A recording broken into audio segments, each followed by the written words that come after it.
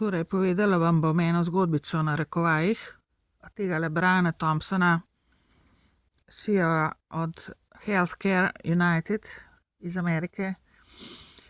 Ker podobne zadeve, mislim, tudi to, ampak podobne zadeve so tlele v Sloveniji tudi, ne. Toliko, da veste, pod krinko, ampak tedli v Sloveniji znajo bolj zakriti zaenkrat, če bolj zakrivajo. Tale Brian Thompson mi je pisal približno 10 let nazaj, 2014, dobil me je prek, takrat sem se prijavljala, sem bila še na teh straneh za zmenkarije, za pač ljubezenske zadeve, ne. In mi je priznal, da je on eden tistih, ki me je posilil leta 2003 pod anestezijo, takrat, ko so me v Begunjah pač zadrogirali in me potem so me odpeljali in sem bila pod anestezijo 6-7 dni, julija 2003. On je bil eden tistih, ki so me tudi v tem procesu posilili. Takrat so mi jajčeca vzeli in takrat so mi vstavili še mikročip istočasno. Vem pa te zadeve, kaj se je dogajalo vmes, zato ker sem se zbujala vmes, ker so pač, je popustila anestezija in sem se zbudila in sem slišala in že tako pač tudi veš, kakorkoli nekateri vemo. V glavnem, pisal mi je in me je začel nekaj osvajati gor in istočasno je pa priznal, ker se meni kar zdaj, ki se mi zelo znan zdel, čeprav ga nikoli nisem videla, in sem ugotovila, da je zelo verjetno eno od tistih, ki je neko nasilje nad mano zganil in dejansko je priznal in je želel, da se mu opravičam. Pardon, ja, lejte, tako to gre, ne. Tako to gre, toliko so debilni, toliko projicirajo na vas, da ste vi krivi, karkoli, da v glavnem je, tale tip je bil toliko premaknen, da vi pojma nimate. V glavnem se mi je opravičil, istočasno se je pa hvalil, koliko je že bogat, pa koliko bo še bogat, da bo še veliko bolj bogat, ker bo delal, ker bo direktor te firme za zavarovanje pri zdravstvu, ne, teh zadev. Meni je šlo toliko na bruhanje, jaz vam povem, ampak jaz seveda, hotel se je z mano dobiti, da bo kao skupaj in da se mi bo opravičil in pa tret. Zdaj ne vem, a je imel takrat že partnerko, pa otroke, mislim, da še ne, ampak mi je bilo čisto vseeno. Toliko sem ji zagavžil in mislim, sem mu rekla, ti už plačal za svoje grehe, enkrat verjemi. Bilo me je kao sicer zelo žal, bil je na nek način obseden z mano. Mislim, itak posilil me je, ne. Takrat pač, se pravi, to je bilo 2014, 9 let prej me je posilil, ne. Pa mi je pa pisal, pa je hotel z mano biti, ne. Mislim, kao, ne. Pa sem ga povprašala, če mi bo kaj plačal, pa če mi bo kaj, ker sem tudi, takrat sem že videla, v katero smer grejo stvari, moje finance, pa tako naprej so mi že kradli, ne, na veliko, mislim, so mi ukradli prek KD skladov vse, skoraj vse praktično. In vedela sem pač, da sem že imela veliko dokazov, da mi kakšne finančne svinarije mi delajo. Sam penzijo sem imela ves ta čas, ampak sem šparala, sem stvari skupaj spravljala, so mi kradli in v bajti in na računu in gangstokerstvo, v glavnem pogruntaš, slej ko prej, če nisi čist brez možganov oziroma kakorkoli slabo funkcioniraš možgansko. In ta tip je to dejansko naredil. Jaz sem ga pol ven iz glave, toliko sem mi zagavžil, toliko sem rekla, tisto toliko bolan, upam, da ga bojo že prej odstranili, ker to je nekaj neverjetnega, koliko je ta tip Brian Thompson bil premaknen gor v glavo in pohlepen in brez kakršnekoli logike in občutka za soljudi in karkoli. In meni je to naredil, kar je naredil.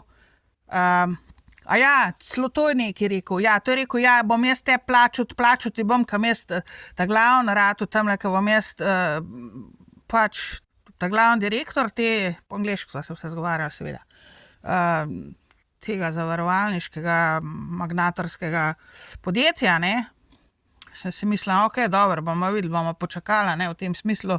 Jaz sem pol pozabila na njega, to je bilo 10 let nazaj, jaz imam probleme za preživeti vsak dan, ne, včasih se borim tlele in mislim, več ali manj skozi. In v glavnem, jaz sem pozabila na njega in zdaj, ko ga je tale fant fentov po domač povedano za vse nas, ne samo za njega samega, za vse nas poštene in dobre in okradene in zmanipulirane in napadane in karkoli slabega, se veste, ki imajo kriminal na nas. Zdaj mi pa stvari prihajajo nazaj, zdaj se pa jaz stvari začenjam spominjati, kaj je ta tip meni pisaril in kaj mi je naredil in kako me je obljubljal, kako bo on meni pomagal, ko bo on ta glavni. Že takrat je bil kao bogat. Mislim, povedal mi je neko svoje finančno stanje, nekaj milijonov, mislim, da je imel 5 milijonov že takrat ameriških dolarjev, karkoli, ne, in pol on bo pa kao meni pomagal, pol, ko bo pa dejansko ta glavni in takrat bo pa pač ogromen denar, ki jih lahko komot ožame. Hvalil se je, kako prek teh zadev, te službe on lahko, kako bo on obogatil prek te službe, ker so vsi neumni pa naivni na celem svetu glede zdravstva in tako naprej. Če verjamete ali pa ne, to je on meni pisal. Jaz sem v glavnem pol to pozabila, se nekaj okej sem si mislila, mater, upam, da ja ne bo dejansko, mislim, da je toliko pokvarjeno vse skupaj, ne, ampak skozi sem imela v podzavesti, ne, kako je vse to skorumpirano in pokvarjeno, ampak skoraj nisem mogla verjeti, da bi dejansko to, da tak tip s takim načinom razmišljanja in s takim karakterjem pride na vrh, na položaj in milijone in milijarde vleče iz tega, ko nedolžne ljudi bolane naredijo in jih v smrt spravijo in silijo z diagnozami in z zdravljenji, tistim, ki pa rabijo, pa zanikajo, pač ne dajo potrebne pomoči, a ne, ker to je obe smeri, zavedajte se, ni samo to smer, da vi ne dobite pomoči, ki jo rabite, gre se tudi za to, da vam jo vsilijo. Ker meni so cel življenje vsiljevali zadeve, več ali manj. Sem pa rabila, mislim, ampak večinoma sem jih vsiljevali zato, da so me imeli pod kontrolo s tableti in s temi fake diagnozami. In so me hoteli v končni fazi v grob spraviti, zato sem pa skenslala vse, totalno, kar se zdravstva tiče.